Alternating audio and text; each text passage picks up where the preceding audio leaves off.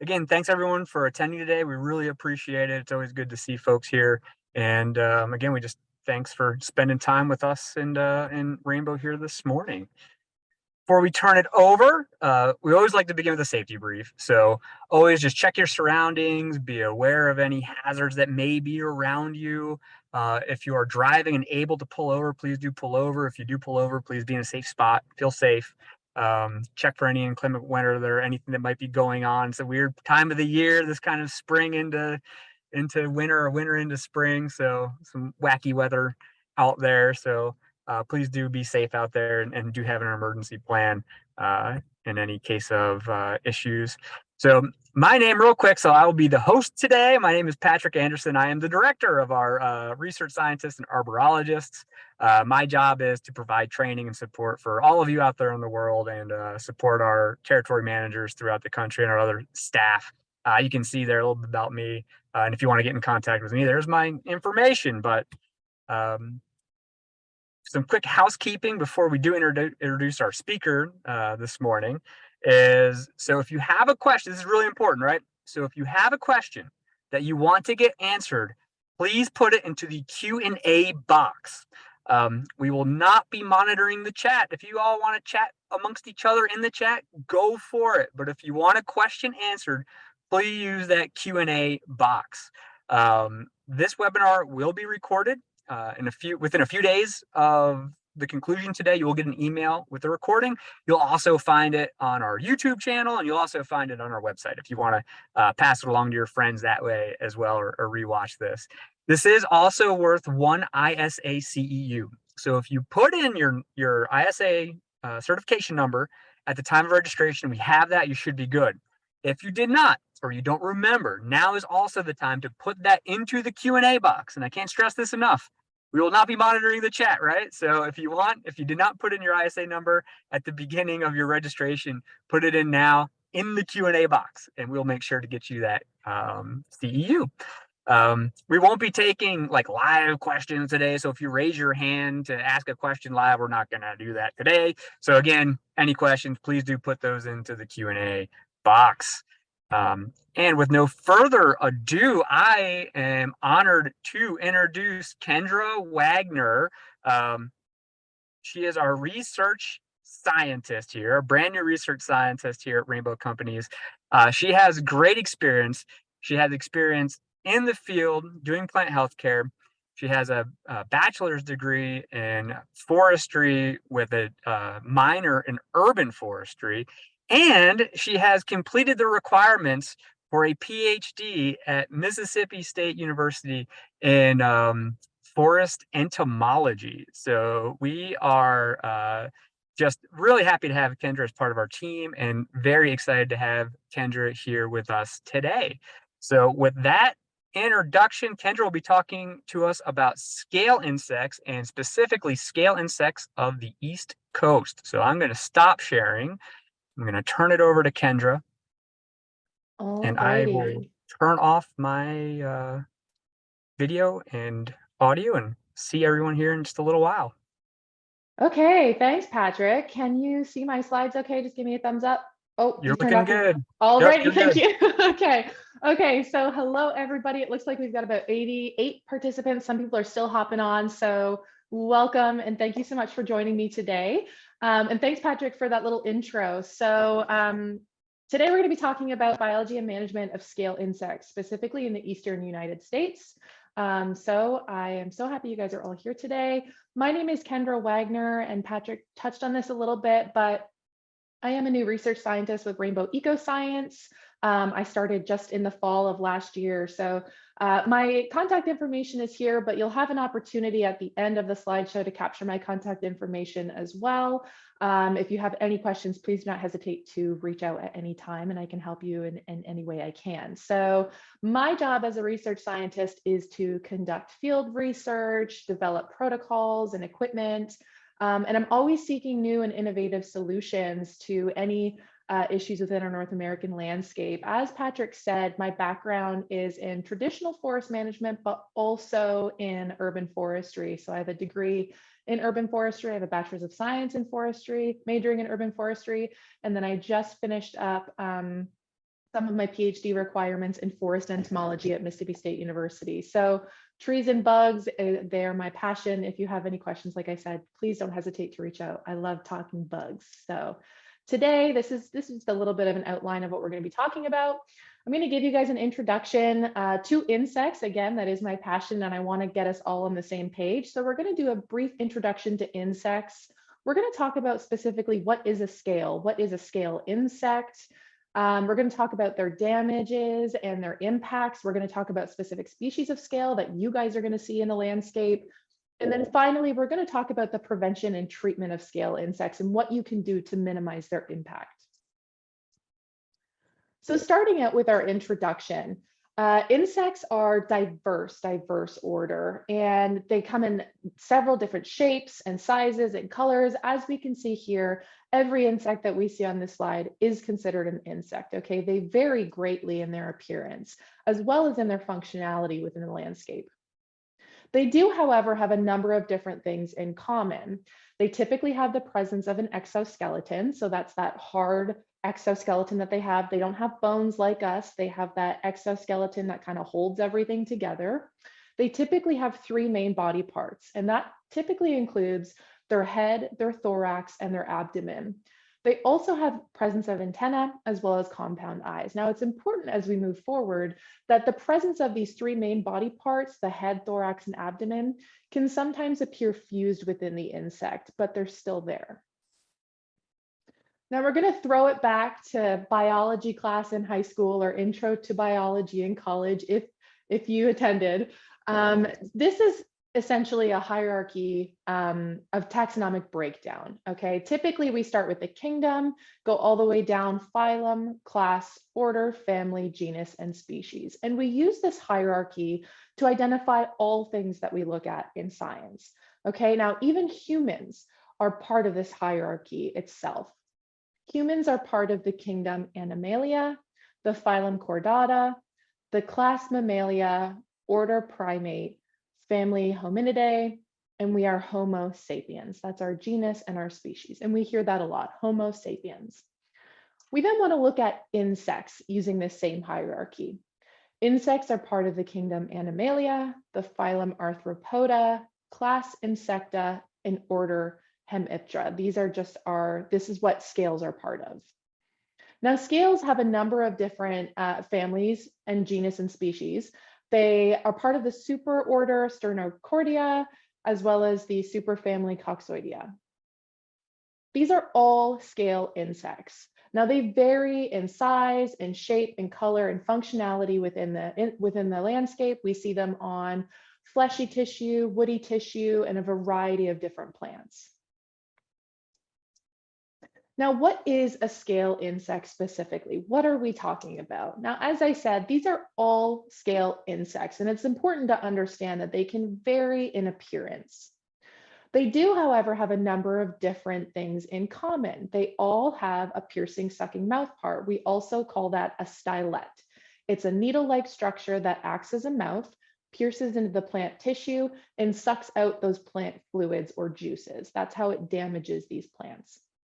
The adult females are wingless and typically generally immobile, and they also have reduced legs and antennae. They look just like what we see here on the left. Now, the adult males typically have one pair of delicate wings, well-developed legs and antennae, and no mouth parts. It's very rare that we see adult males, but they do exist. Now, before we dive into how these guys are damaging and all the big, bad, scary things, I like highlighting the social significance of scale insects. Now, scale insects have been used for centuries, specifically to harvest red coloring from. Now, a lot of coloring from clothing, as well as cosmetics that you might use, that red coloring is sometimes from a scale insect, which I think is kind of interesting and important to remember. Now, I really like to bring up this photo because I like to zoom in on the issue. Some of these scale insects are so small and difficult for us to see. Now, this is the surface of a plant or leaf. And what we see here is, I kind of think they look like popcorn kernels, but small little crusty looking surfaces throughout the plant surrounded by this yellow damaged tissue. Now, when we go in and zoom in a little bit further and we remove that crusty covering or that waxy coating, we see that scale insect itself. Now, again, these guys are so very small. It's very difficult to see any features, including their mouth parts or legs, but this is typically what they would look like. This is just a generalized life cycle of a scale, and this is going to change depending on what species you're looking at, as well as where they are in the landscape and where you're located. And that's important to remember when we talk about treatments in a little bit. But generally speaking, the scale starts out as an egg, typically laid underneath that shell that we just looked at in the previous photo. The eggs are laid underneath that shell alongside the female. These eggs then hatch and emerge as what we call first instar crawlers. Now, an instar is generally like a life stage of an insect. They enter that first instar, and we call them crawlers because they are mobile on the plant. They can move around. Now, these young will typically go out to where they require to feed, and then they enter another instar called a settled first instar. This happens just a few days after hatching, and they'll typically molt for the first time in this instar. Then we enter the second instar. This occurs after this settled instar. This stage has no legs or antenna. That's why we call it a settled instar. Okay, it's not moving around very much. It's not very mobile. Then we enter into that third instar. This is where it starts to produce that waxy or crusty coating that we looked at earlier. And then it goes into its adult life stage and its dormant season. Now, again, this will change depending on what species you're looking at, how long they're in these instars, but it certainly affects how we address them when we're talking about treatment options. Now, I like this photo. This is a photo of calico scale. So on the top left and the bottom left, we see photos of adult female calico scales. So these have gone through all those instars that we talked about, the crawler stage, the settled stage, and these are fully grown adult females. Now we see them on this woody, twiggy tissue of the plant. We can see this is a soft scale. After we remove that coating, we see all of those tiny little eggs on the right underneath that female scale. So this is what you'll typically see on the landscape. To the naked eye, you'll see a photo something like on the bottom left. And like I said, once we remove that coating or we remove that scale, we see all of those eggs that adult female has laid. Now I want to introduce the idea of a growing degree day. Now, a growing degree day is essentially a model that we've come up with to estimate the age or life stage of an insect within the landscape. Now, this can get really difficult. If you're not good at math, please don't get hung up on this at all. What's really important is that we understand that the growing degree day model is essentially taking the temperature within the landscape and allowing us to estimate the age of the insect. What we can also do is use phenological indicators within the landscape, and we'll talk about those when we talk about the specific species of scales. But what you can do is correlate that crawler stage or that active stage with a phenological indicator within the landscape. So I know when the red buds are blooming or when they leaf out, I know that this scale is at a certain stage or instar, and that depends on the species, of course. But it's very handy when we're discussing treatment and treatment options within our landscape and within our plants as well. Additionally, and before I move on, if you're really interested in diving into this a little bit more, some newspapers still print growing degree days as well. There are also really great online resources that you can access. Just Google growing degree day model, and it'll access the base temperature for the area that you're at, as well as the species of scale that you're looking at, and it'll give you a growing degree day. And we use that to know when to properly treat within the landscape. So there's going to be 4 main families of concern for arborists, okay? And they include Coccidae, Diaspididae, Eriococcidae, and Pseudococcidae, okay? And these are our soft scales, our armored scales, felty scales, and mealybugs. We're going to cover soft scales and armor scales extensively in just a moment, but if you have indoor houseplants or if you've ever been to a nursery, you've almost certainly seen mealybugs, and we're going to talk about those, and I'll show you some pictures of those in just a minute. So Coccidae, which is our soft scale species, are typically up to 1/4 of an inch in length or longer. They're typically smooth and cottony. I think they kind of look like a barnacle on a ship. They're typically round and they feed on phloem sap. So they use that stylet or that piercing sucking mouth part that I introduced to you guys earlier to pierce into the plant and feed on phloem sap. These guys typically excrete a sticky honeydew, which we'll talk about in just 1 minute, but it's really important in recognizing that this is an issue in the landscape. They typically have hundreds to thousands of eggs. Most of them have about 1 generation per year, and they typically overwinter as nymphs. Next, we'll talk about Diaspididae or armored scales. They're typically less than 1/8 of an inch in length. So these guys are very, very small. They have this harder, waxy shell, okay? And we're gonna talk in just a minute how we can distinguish between a soft scale and an armored scale. But they typically have this hard, waxy shell. They can almost look like they're part of the bark itself if you don't get really close up to them. And an important distinction is that they don't excrete this sticky honeydew. We're not going to see this black sooty mold or this honeydew around the trees. Most life stages are not mobile, okay? They pretty much stay in one place for most of their life cycle. Typically laying less than 100 eggs per adult female. They can have several generations per year, and they typically have an extended crawler emergence. So if you think back to that crawler stage that we discussed earlier, they can have this extended crawler emergence, and they typically overwinter as nymphs or adults. Next, we have Urococcidae. These are our felty scales, and just like it sounds, they typically have this felty covering like we see in the bottom left. These can range from 0.5 to 1 millimeter in length. Very, very tiny insects and difficult to see. They can sometimes be yellow and soft body. They look like little gummy bears sometimes, and typically elliptical in shape. So we can see that just in our bottom left photos there. Their stylet is about 2 millimeters long. That's that piercing sucking mouth part. It's very, very small. And immature stages are usually slightly covered in wax or completely bare, as we see in this pink photo on the bottom right. And then the final one that we're going to cover are our mealybugs or Pseudococcididae. As I said, if you have indoor houseplants or if you work in a nursery, you've probably seen these guys. They're about 1/20th to 1/5 inches in length, pinkish or white gray bodies, as we see here on the bottom.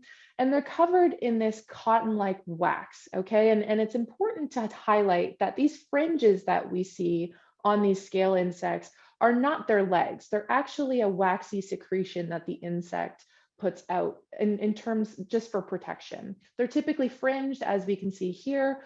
They're oval shaped and very slow moving, but sometimes in high infestations, you can see them moving on the plant.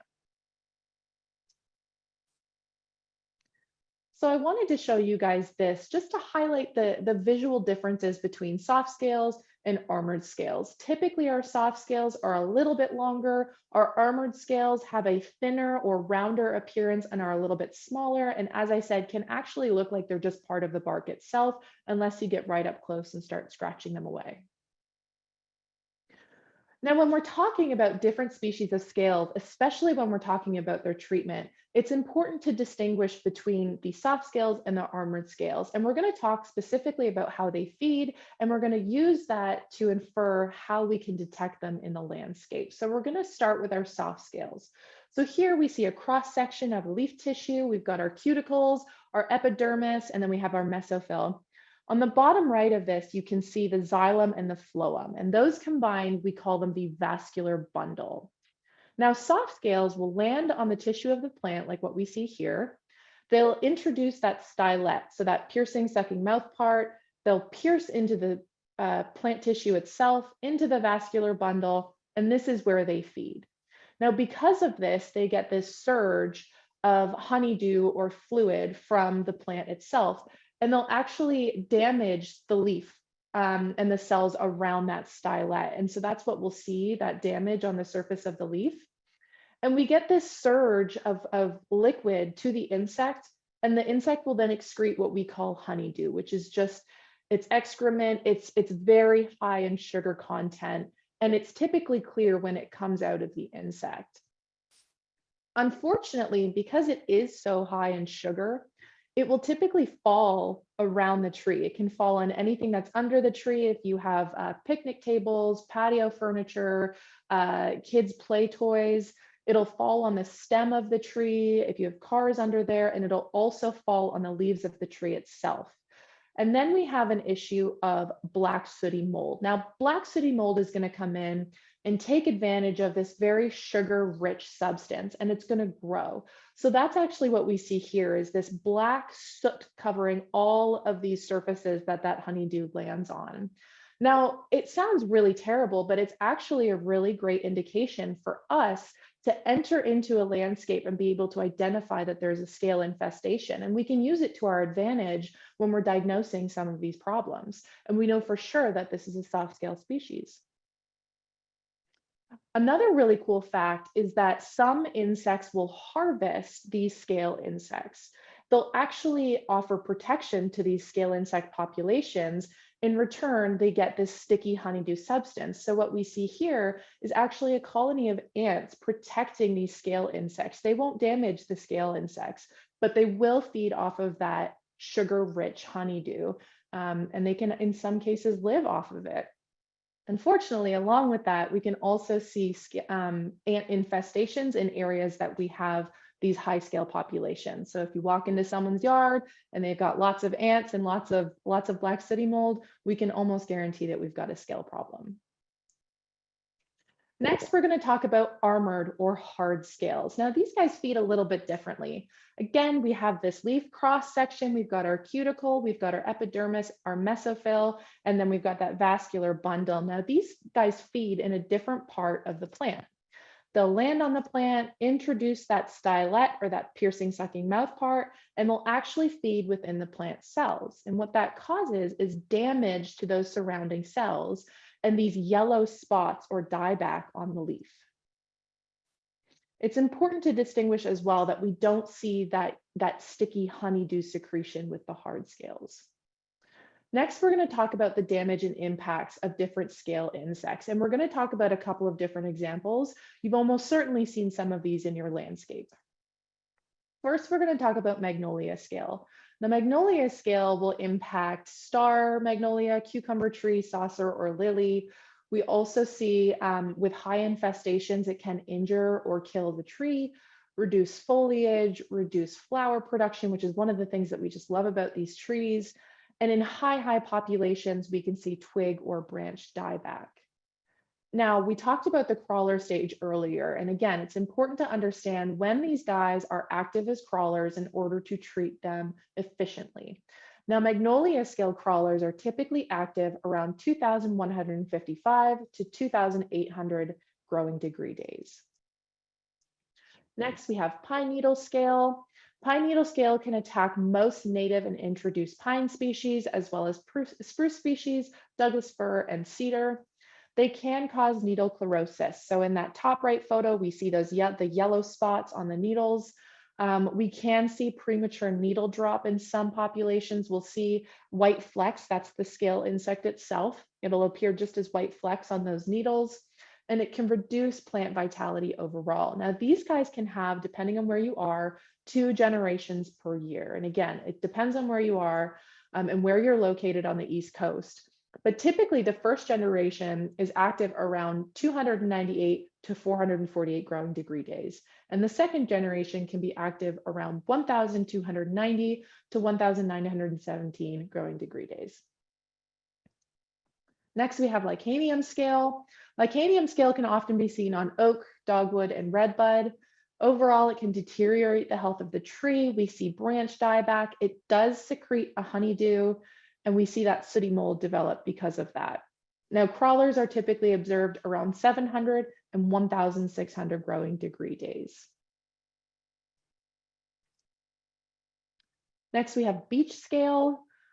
Beach scale can attack European and American beech.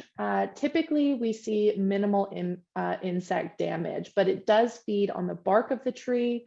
It can also vector beech bark disease, which is something that we really want to be careful of.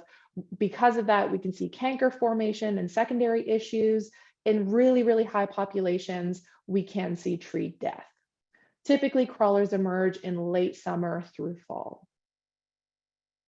Next, we have oyster shell scales. Now, oyster shell scales in some cases, again, can look just like they're part of the bark until you walk up and you start scraping them off. Typically, they can attack hornbeam, ash, dogwood, maple, and elm. Again, we see weakening of the plant. In high populations, we can see limb dieback and tree mortality.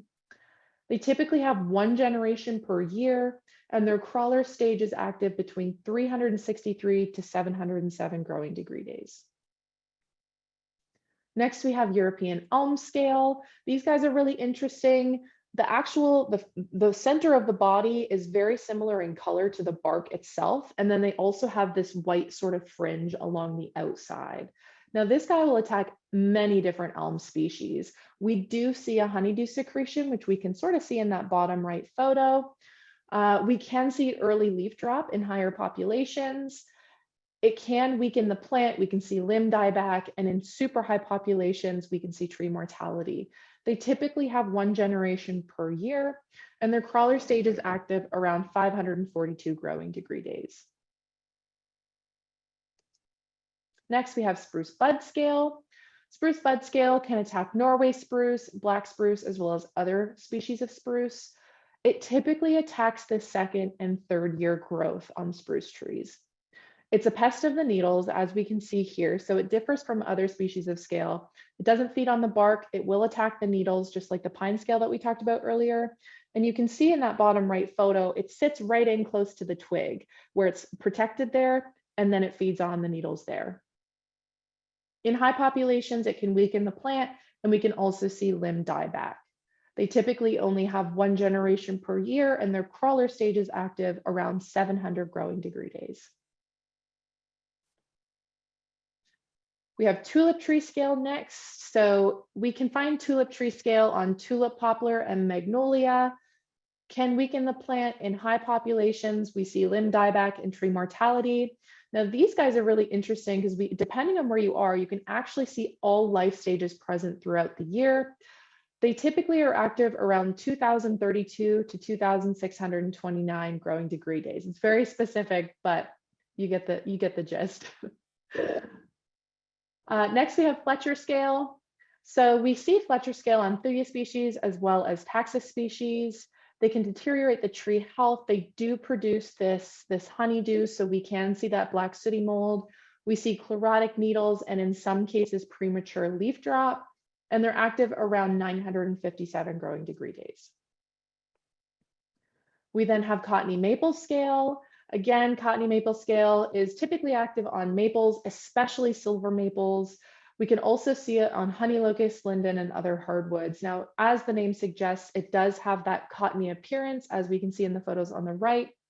They can produce large amounts of honeydew. We also see leaf yellowing, premature foliage drop, and twig dieback with these guys, and they're typically active around 800 growing degree days.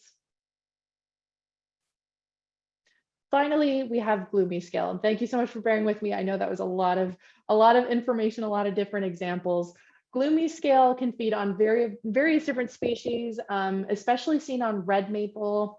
They typically overwinter as nymphs, which is really interesting. The crawlers will hatch in spring and are typically active for around 6 to 8 weeks. And then the males will emerge in late summer. Now, remember, the males don't look like this. The males are winged and have developed legs. They almost look like a very, very small fruit fly. The crawlers are typically active around 8 weeks. Active 8 weeks after red maple leaf expansion. So that's one of those phenological indicators within our landscape. Once we see that red maple leaf expansion, we know the crawlers are active around 8 weeks after that. So again, thank you for bearing with me. I know that was a lot of information. And if you have any questions on those specific examples or specific species of scales, please don't hesitate to reach out to me and we can work with you on that. So now that I've thrown all that information at you and talked about how they're going to damage your plants, we're going to talk about the prevention and treatment of scale insects. Now, it's important that we walk through this hierarchy first. Now, the prevention and treatment of scale insects includes a number of different steps. First being identification. We want to identify that there's a problem within the landscape and that we do in fact have to do something about it. It requires intervention. Next, we want to monitor, especially with scale insects. We need to know when to treat them. So we want to monitor them a little bit. Again, make sure that they do in fact require intervention. Next, we want to diagnose the issue. So we want to go up, we want to diagnose the species of scale, know when it's active. We want to prevent the spread of the scale, and then we want to treat the scale if it's required. Now, these are just a number of different factors that we need to take into consideration when we discuss application timing. And this is also important when you're discussing the outcomes with your client. What does your client want and what are they looking for?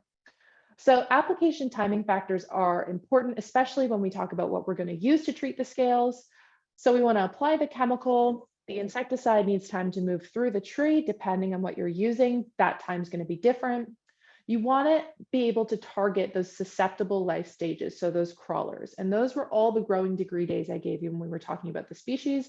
We want to make sure that we're targeting those susceptible life stages. The scale will then consume the pesticide and it will stay in the tree for as long as that chemical needs, or as long as it can. First, we're going to talk about foliar application. And before we dive into this, it's important to assess the landscape and make sure that a foliar application is suitable. We want to look at the surrounding area. We want to look for water. We want to look for houses or buildings, as well as cars or equipment parked near these plants. So there's a number of different foliar applications that we can do. Horticultural oil, some insect growth regulators, imidacloprid, dinotefuran. So imidacloprid is our insect growth regulator is our Proxite product. Imidacloprid, which is what we see in our Zytec product, and then dinotefuran, which is what we see in our Transtec product. There's also bifenthrin, as well as insecticidal soap. There is some research that shows that horticultural oil is more effective on armored scales and insecticidal soap is more effective on soft scales.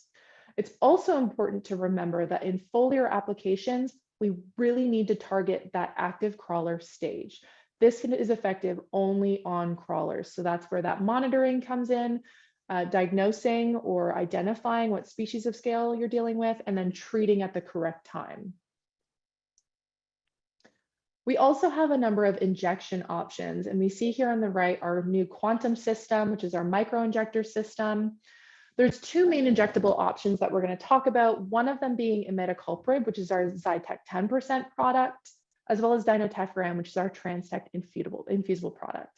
Now, imidacloprid, you want to treat up to 4 weeks prior to pest feeding and then throughout that active life stage. And that's just based on how fast this product moves within the plant.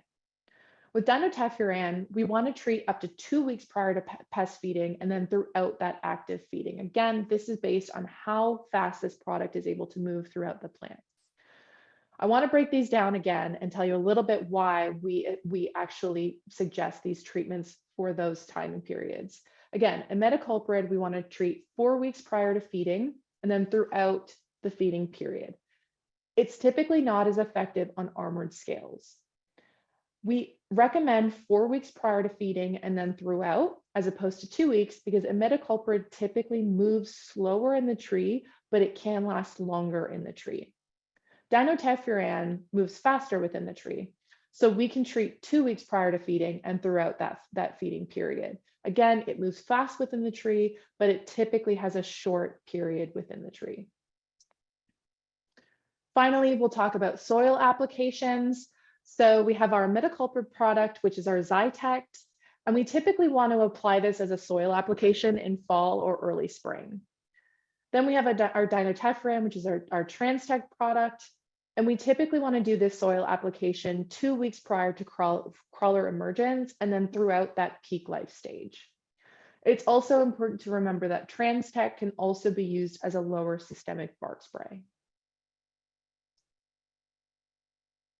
Just as a quick overview and a snapshot for you guys, if we're dealing with a soft scale, there's a number of different treatments we can do. We can do a dormant spray, such as a horticultural oil. We can do a soil or bark spray, such as Zytect, typically applied in early spring, or Transtect. And then we can also do a crawler contact spray, which again requires a little bit more monitoring and understanding the insect's life stage. This crawler contact spray can be Transtect or Proxite.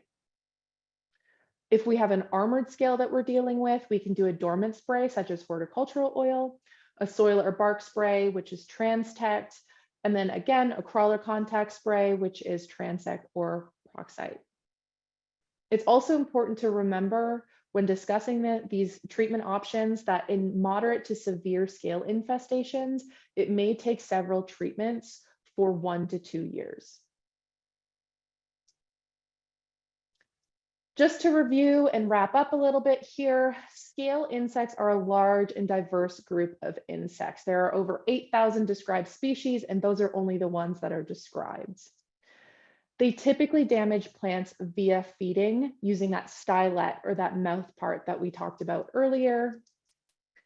They can attack and damage several different host species. So just because we have a maple over here and a redbutt over here doesn't mean that we don't have 2 different types of scales. They can attack several different host species. And then finally, it's really important that we monitor and treat at the correct time based on the treatment. We want to monitor the insect, we want to monitor their life stages, and we want to apply the proper treatment depending on what we're seeing. So I've thrown a lot of information at you guys. Thank you so much for being patient and keeping up with me, I hope. So again, this is my contact information. Please feel free to reach out. You can also scan that QR code with your phone and have access to my virtual contact card.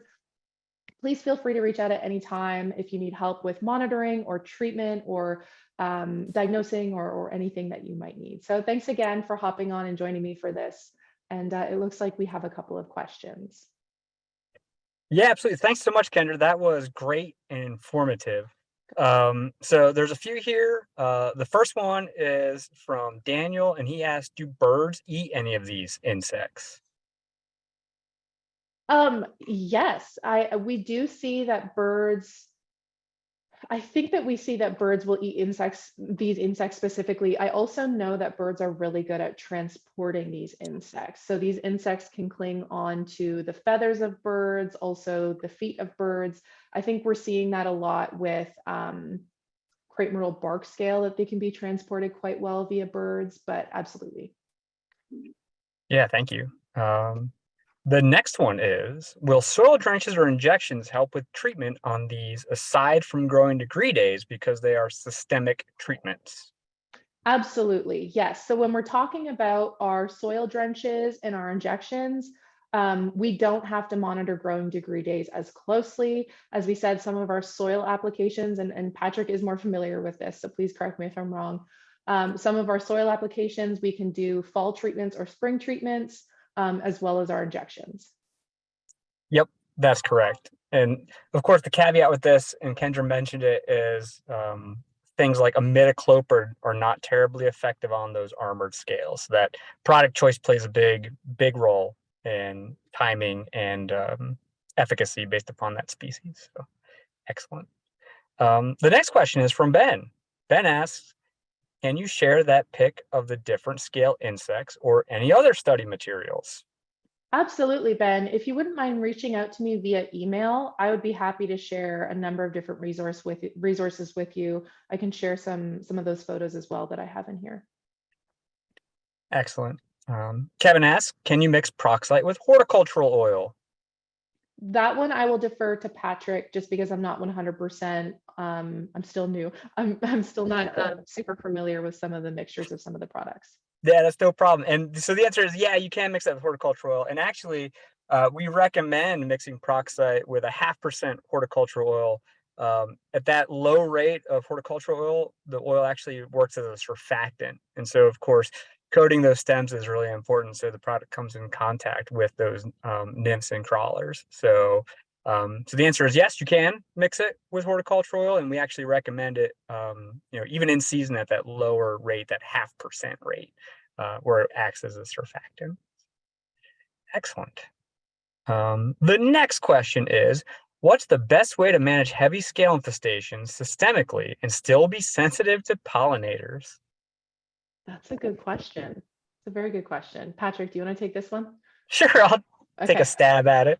Okay. So one, of course, is to identify the species of tree that you're managing, right? So if it is a primarily wind pollinated tree, we are certainly less concerned about the any any unintended harm to pollinators. Now, of course, some pollinators will consume pollen of wind pollinated trees. It's not like a primary source. It's kind of seasonal depending upon you know, what other food source are available. So it's a wind pollinated tree. So as examples, like oak trees are wind pollinated.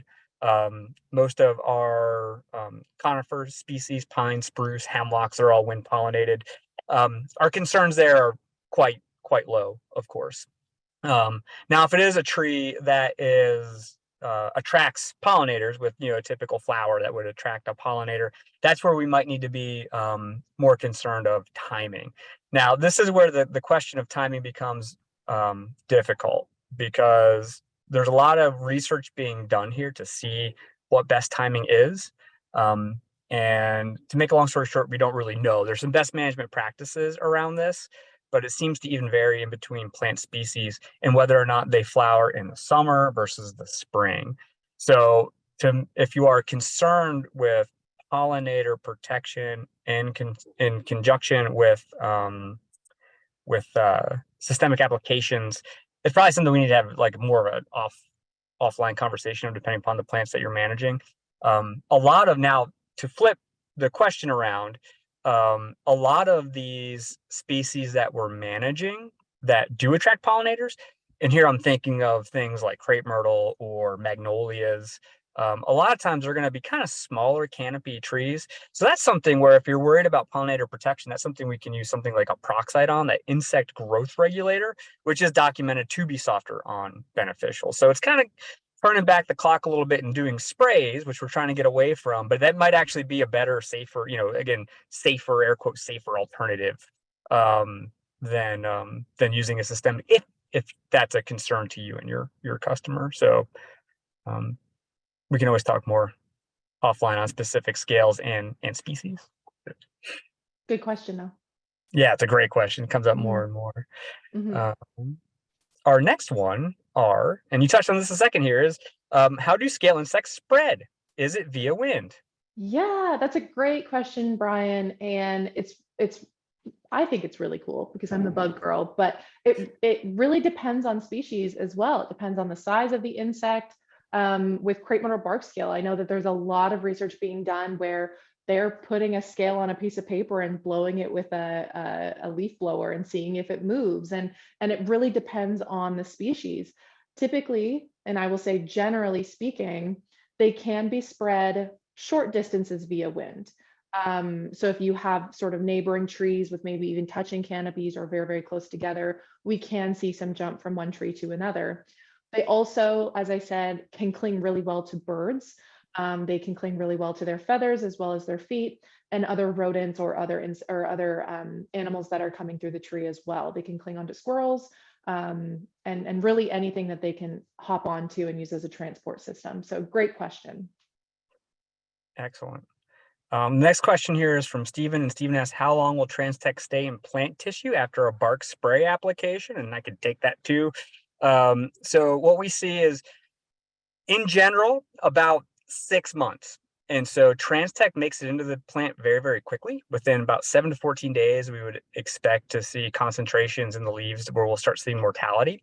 And so within that 2-week time frame, let's say we have enough of that product in the leaves to begin to cause mortality. And it continues to build over about a 3-month period.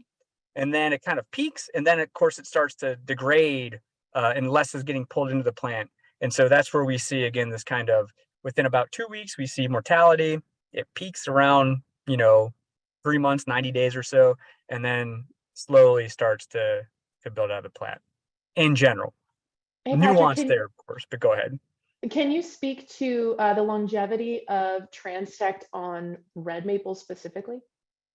On red maple specifically, so I would think that would hold true right there. Exactly. So in that, Okay. now, of course, there's caveats, right? Depending upon where the scale is feeding, all these products want to concentrate in the leaves. So, if you have a species that's feeding on bark, you might not get that full 6 months. Maybe it'll be more like a 4-month residual because of the fact that everything is rushing up into those leaves. Mm-hmm. All right. The next one here is Emma says, apologies if she already missed this, but is dormant oil typically applied in late winter? I don't think so, but Patrick, can you speak to that? Yeah, so you often see dormant oil applied anytime really in the dormant season, as long as we're not getting a 24-hour period where we get below freezing, because then you risk the chance of desiccation and then of course necrosis and maybe some dieback in those plants.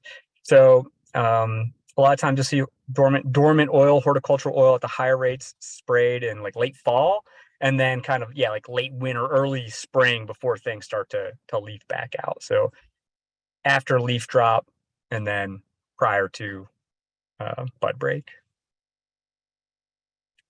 All right, the next one here is, are mealybugs considered a soft scale? My understanding is that they can be treated with contact insecticides outside of the crawler stages. Would Zytect be the most effective treatment? It's a good question.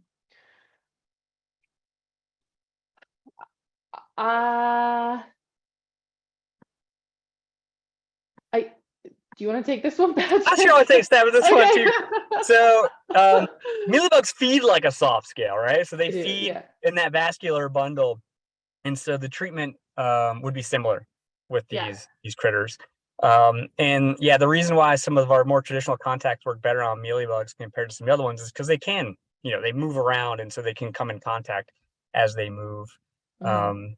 Now that being said, I do think the systemics work very, very well. I think Zytect or Transtect would be very effective on these Mhm. critters as a systemic application. So yeah.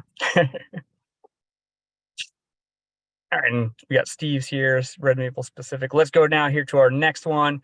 More of a comment, not a question. Attempting to maintain parasitoid populations by using IGRs can be exceptionally important to establish long-term control of armored scales. And yeah, that's a good way to build out the context on that one for sure. Yeah. Thanks, Stephen. That's good. And let's see here. We have another one.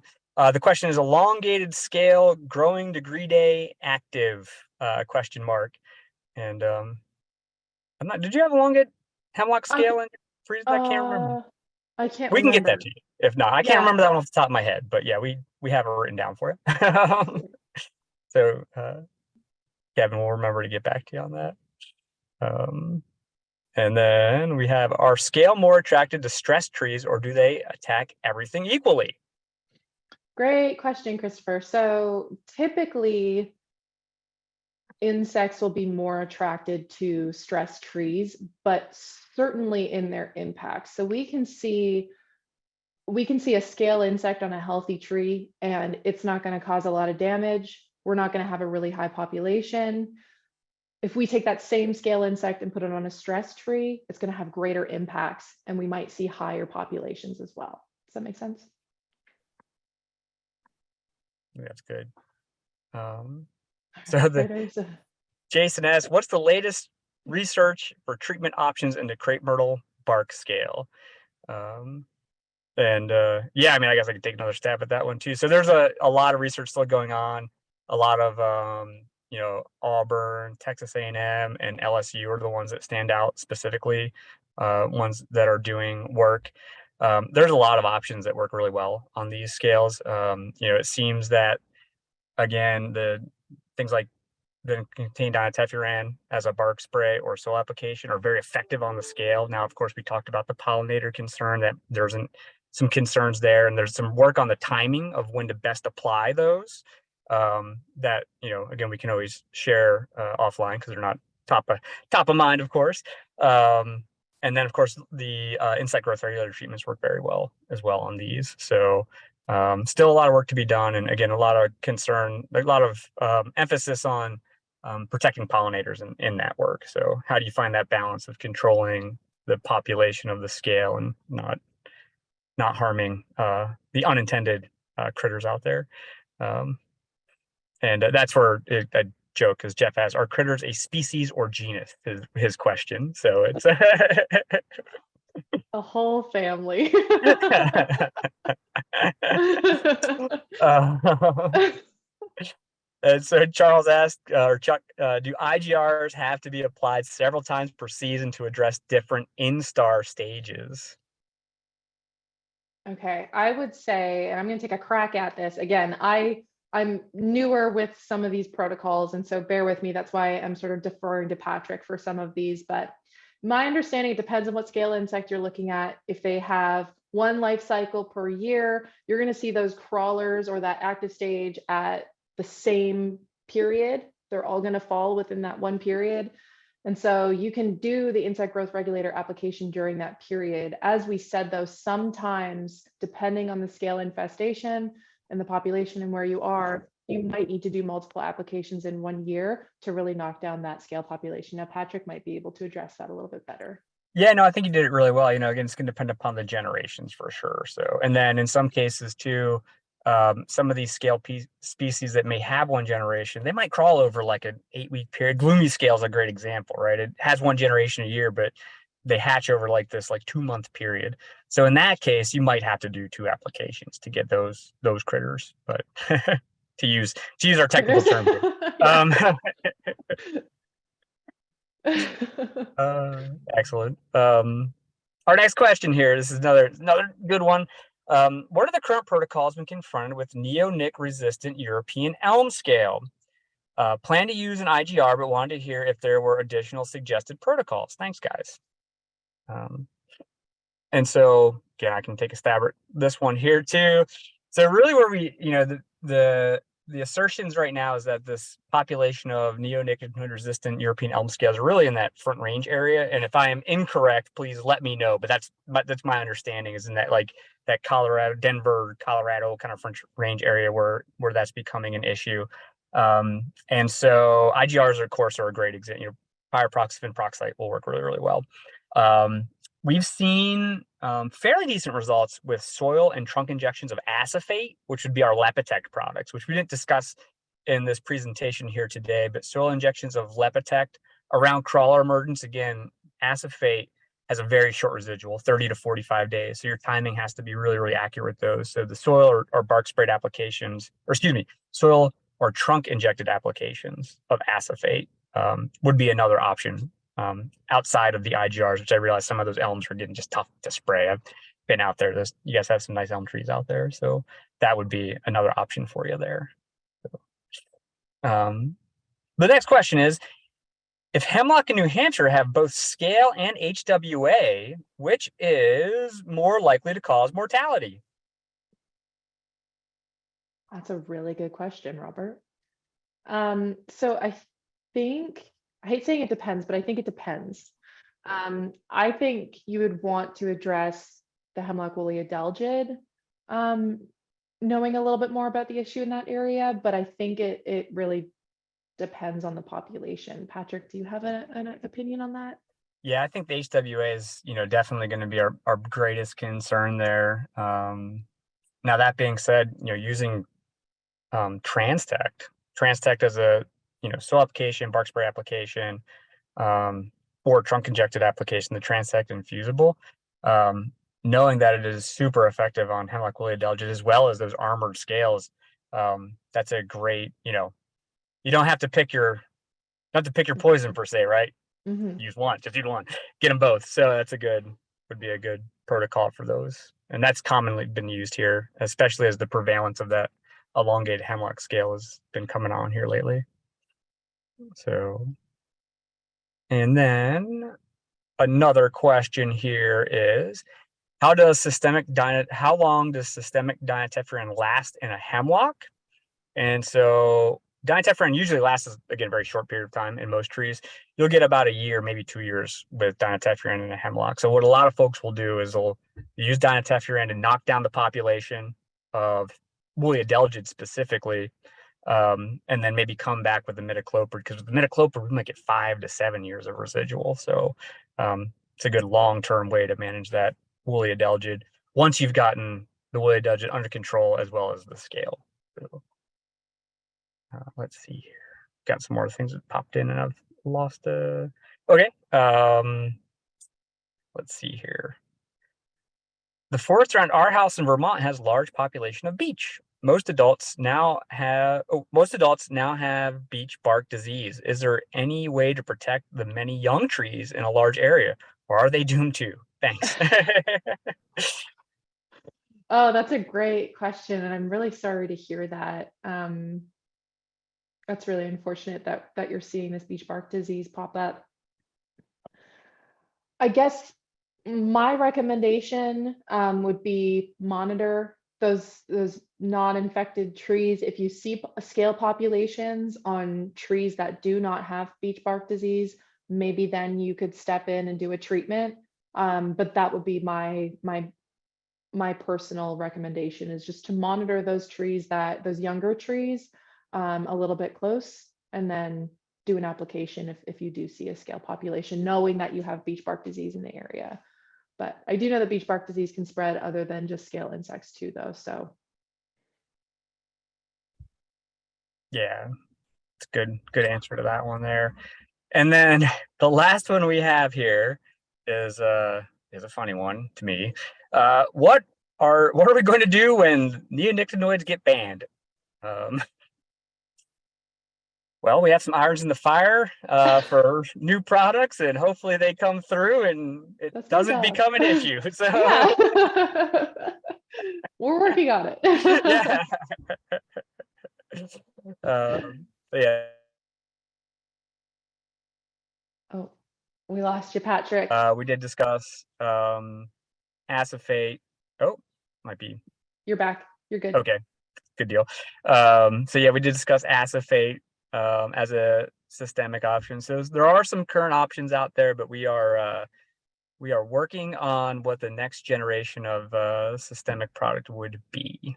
So I think that concludes all of our questions for today. So again, Kendra, thank you so much. I'm going to steal the screen back, and bear with me as I do. Here we go. Let's see here. Can you see that? We can. Excellent. And so you will all be receiving a survey here at the conclusion of today's webinar. Some of these questions about HWA are great. That segues over. We'll be doing, we'll have Dr. Jeremy Sloan from the Bartlett Research Laboratories here in just a few weeks discussing hemlock woolly adelgid and the options to manage that. So